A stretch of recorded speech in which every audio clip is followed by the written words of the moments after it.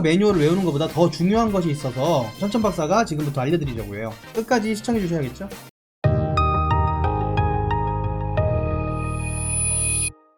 네, 유명한 구독자분들 평가 준비하시느라 굉장히 바쁘시죠?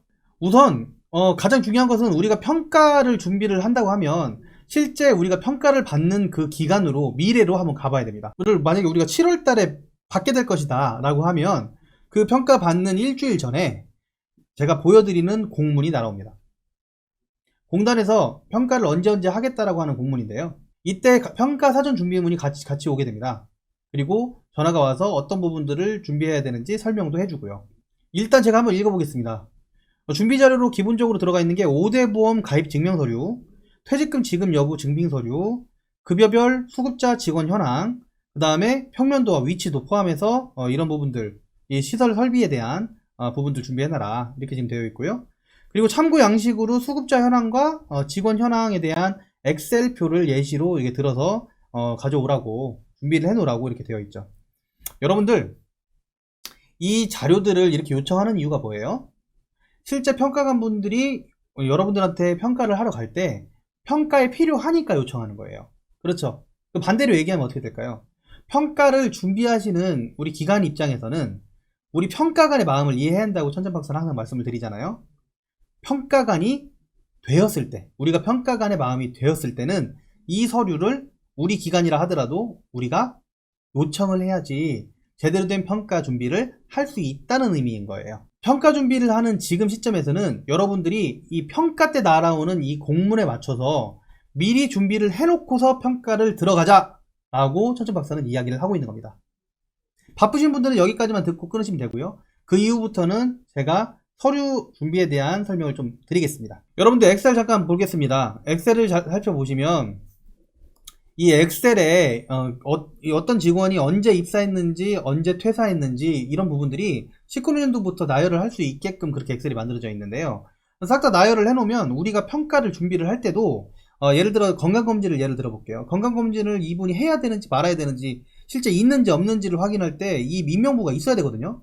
그러니까 이 임명부를 사실은 원래 미리미리 만들었어야 되는 거예요. 근데 없는 분들 같은 경우에는 어차피 만드는 거 공단에서 요청하는 서식이 맞게끔 만들어 두시면 평가 준비를 좀 더 수월하게 할 수 있겠죠.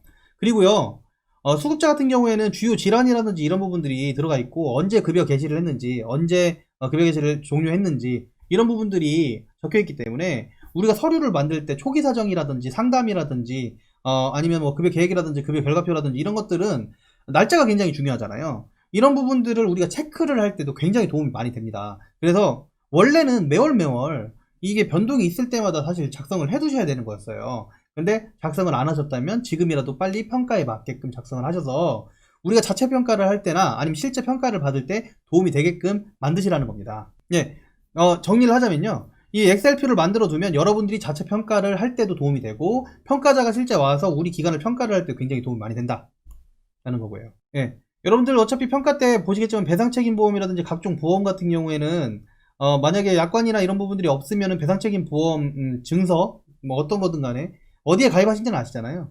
해당 보험사에 전화하시면 다시 받으실 수 있고요.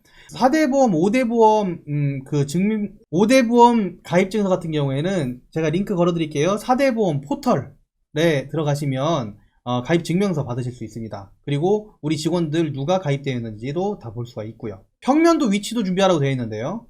평면도 위치도 중에서 평면도 같은 경우에는 여러분들이 실제 도면을 가지고 계실 거예요. 처음에 신고했던 내용대로 만약에 변경되었다면 변경된 시군구에 보고된 내용대로 가지고 계셔야 될 테고요. 만약에 그 이후에 변동이 있는데 보고를 안 하셨다면 빨리 보고하셔가지고 최초에 보고했던 내용들 가지고 평가받지 않도록 조심하셔야 됩니다. 무슨 얘기냐면 원래 A라고 하는 방이 프로그램실이었는데 A라고 하는 방을 사무실로 하고 B라고 하는 방이랑 바꿨어요. 근데 우리가 평가받기 전에 언젠가 바꿨었는데 그 부분을 시군구에 보고를 안 하셨다고 하면요. 그 부분을 바꿔서 평면도상 실제 우리가 서비스하고 있는 그 공간하고 꼭 맞춰 두셔야 돼요. 네네. 그리고 위치도 같은 경우에는요. 네이버 지도 검색하셔가지고 우리 기관의 주소를 쓰면은 그 위치도 만드실 수 있습니다. 약도 따로 여러분들이 그리지 않으셔도 돼요. 그거 만드실 수 있으니까 그거 다운받으셔서 스크린샷 하셔가지고 프린트 하시기 바랍니다. 그리고 퇴직금 지급 증빙에는요. 퇴직금 규정하고 퇴직금 지급 내역이 있을 수 있고요. 지급을 하셨다고 하면은 그 대장이 나와 있을 거예요. 지급 대장. 그리고 통장에 보면은 실제 지급한 내용 그 금액이 나와 있을 테고, 은행 가면 송금 내역서를 프린트 하실 수가 있습니다. 그런 부분들을 미리 프린트를 해 놓으시면 좋을 것 같습니다. 그리고 만약에 그 중간정산을 했다고 하면 중간정산 사유와 그의 증빙 서류들까지 다 챙겨둡니다. 예를 들어서 만약에 이 집이 없는 분들이 주택을 구입을 하느라고 중간정산을 하셨다고 하면은 그 주택을 구입하셨을 때 등기부 등본이 있으실 테고 계약서가 있으시겠죠. 그 부분에 대한 부분을 받아놓고 증빙을 해 놓으셔야 됩니다. 그래야지 퇴직금이 제대로 인정이 될 테고요. 이것은 지금 당장 준비하셔야 되는 인건비 지급 수준에도 굉장히 도움이 되는 부분이니까요. 꼭 미리미리 준비하시기 바랍니다. 우리가 평가관이 되어서 미리미리 준비를 하려면 필요한 서류들을 공단에서 요청하는 것과 마찬가지로 미리 준비를 해서 진행을 하자라고 말씀드리려고 이 자리를 나왔습니다. 제가 평가를 제가 진행한다고 생각을 하고 여러분들한테 최대한 노하우를 드리도록 할 테니까, 여러분들도 힘들더라도 최대한 노력하셔서 천천박사와 함께 파이팅 했으면 좋겠습니다. 가자!